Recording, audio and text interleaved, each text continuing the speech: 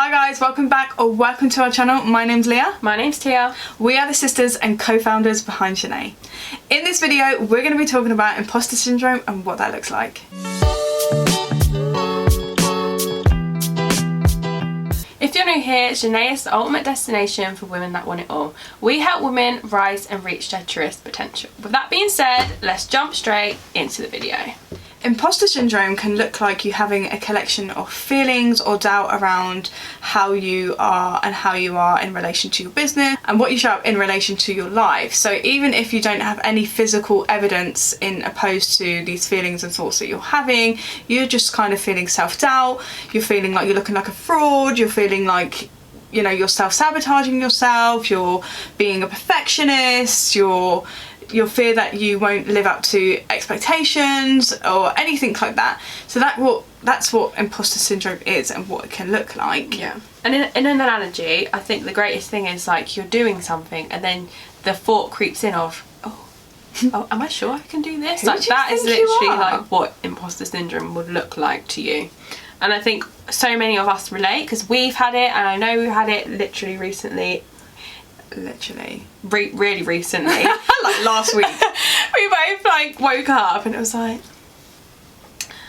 we're organising something for February, which you guys will see soon, and it was like this is us stepping into our next level. And I think so often when we are stepping into that next level and you're going into unfamiliar territory, it's like, whoa, am I sure this is what I want to do? And that's how we felt. And it's having that conscious awareness with yourself to be like, actually, yes, feel the fear, do it anyway. And that's literally what imposter syndrome has looked like for me. It's like when that thought crops up of I'm getting to the next level and I'm not quite sure, like, am I sure I want to do this? It's like, yep, it is.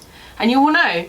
Oh yeah, because it can show up for me looking in a series of different ways as well. Because when we first started doing like YouTube, or when we first started showing up on stories, that was unfamiliar. And unfamiliarity is sometimes the ego will step in and be like, no, like let's shut this down. This is not what we're used to. This doesn't feel safe because it's something that isn't a part of our identity. So it's just like I'm showing up on stories and I'm showing up on my videos, but it's kind of like, who do you think you are? Like no one cares what you have to say. Like, and it's kind of that, like them thoughts creep in of the doubt and the fear, and it's like, do you know what? And sometimes that can halt us from moving forward because it's like, do you know what? I'm not gonna, maybe I'll try again tomorrow, and then it becomes tomorrow and it's like, do you know what? Maybe I'll do it next week. And it's kind of like, you just have to feel the fear and do it anyway, because sometimes, even for me, I can stumble on my words or what I want might not come out in the way that I want it to, but you just have to just keep on persisting anyway.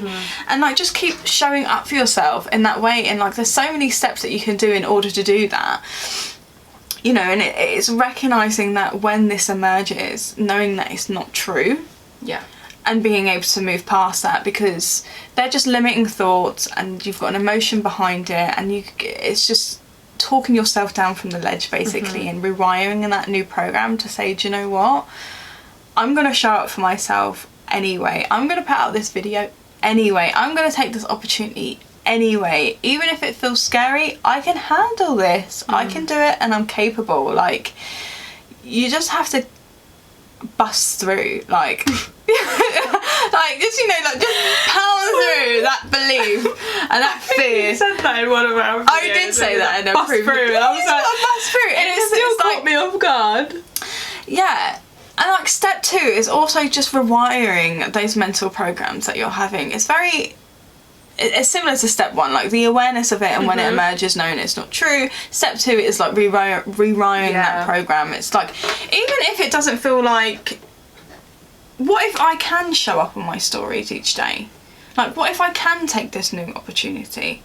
What if it's possible for me to build a successful business? What if it's possible for me to be successful? What if it's possible for me to show up on YouTube or my stories and tell people my message and help millions of people, or just help people in general? Like, you have to see the possibility of that, and, you know, just break through the limitation that sometimes we place on ourselves. Yeah.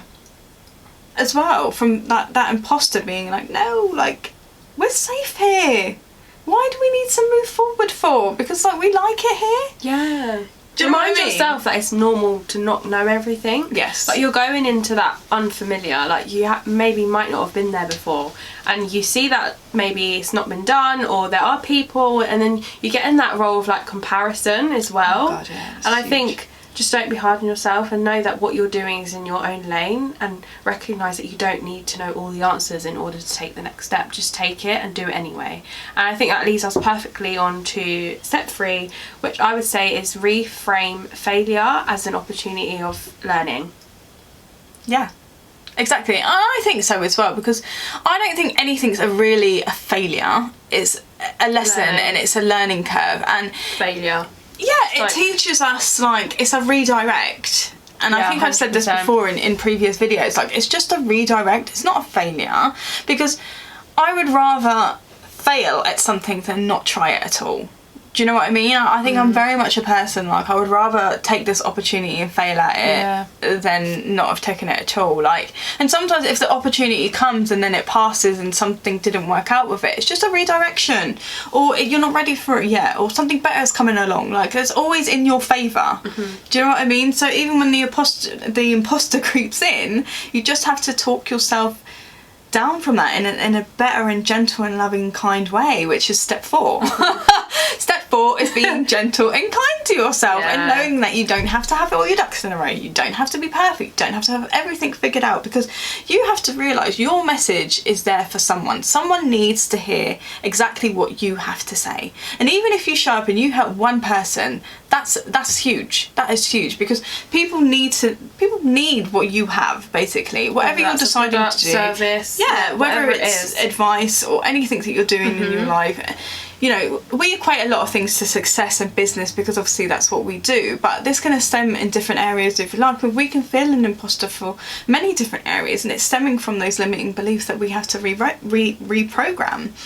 So look at what areas in your life you're struggling with and what beliefs you hold about it, because that's going to show you where your blocks are and what's you know, preventing you from moving forward. And we just, even for the most successful people in the world, I'm sure that they have that imposter creep in sometimes. Oh, of because course. we're always going to that next level. I watch so many, you know, like, interviews or whatever, and it's like, they're the most successful person in their field, but when they're stepping into something that they know is going to break them through to the next level, they have that moment of self-doubt and thinking, wow, who am I to do this? Yeah, who are you? I don't know what I was listening to, can't, like, specifically say, but one of the things that they done was having a jar of rewards and wins. Oh, I love that. So when they're in that moment of, like, feeling, oh my god, like, of self-doubt, they'll open this jar and it's, like, got all the wins that they have achieved in their success. So not only are you setting yourself up and being kind to yourself, you're also reminding yourself that you are capable because you've done all these things. And I think that leads us perfectly onto step 5, which is visualize your success and what you actually want, because you can be so in the mindset of being focused on fear that you're actually forgetting the bigger picture and the vision of you going forward. So I think visualizing your success in your mind is getting you out of the mindset of being like, what's the worst that can happen? Actually, what is the best that can happen here? What is the best? You know what I mean? It's like, what is the best that can happen here? How can I take these steps forward? It's shifting your mindset to be like, actually, from fear, it's actually not what is the worst thing that can happen to what is the best thing that can happen, and that's what you're focusing on. And as you know, focus draws things closer to you. So it's law, like, that is law of attraction. And I think put yourself in that position to be like, you know what, instead of focusing today on what I don't want, I'm going to focus on what I do want, and stay true to that. Yeah, because where attention goes, energy flows. Yeah. And you have to define what success looks like for you, because success and life and having it all looks different to every single one of us. Like, your success is going to look different to mine. Mine and Tia's success may look totally different as well. Like, visualise the you that has everything that you want, and just allow that to unfold. Take timing out of it, because sometimes that can leave us in lack, like, why I'm doing all this stuff but what I want isn't coming, and that's another imposter thought. Like, what's the point?